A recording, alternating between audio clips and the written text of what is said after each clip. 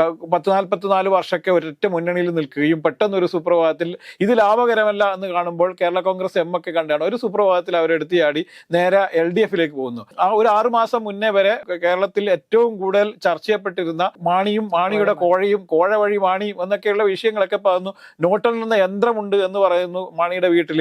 അതുപോലെ തന്നെ ബാർക്കോഴയുമായി ബന്ധപ്പെട്ട് വലിയ ആരോപണങ്ങൾക്ക് വിധേയനാവുന്നു. അതുപോലെ തന്നെ നിയമസഭയിൽ അവസാനത്തെ ധനമന്ത്രി എന്ന രീതിയിൽ KM മാണിയുടെ അവസാനത്തെ ബഡ്ജറ്റ് അലങ്കോലമാക്കുന്നു. വലിയ രീതിയിലുള്ള നിയമസഭയ്ക്കുള്ളിൽ വലിയ പ്രക്ഷോഭങ്ങൾ അഴിച്ചുവിടുന്നു.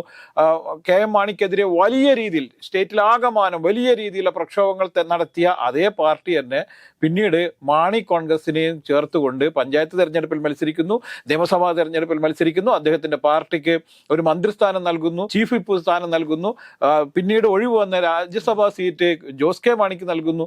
ഇങ്ങനെ വലിയ സംഭവങ്ങൾ നമ്മൾ കണ്ടു.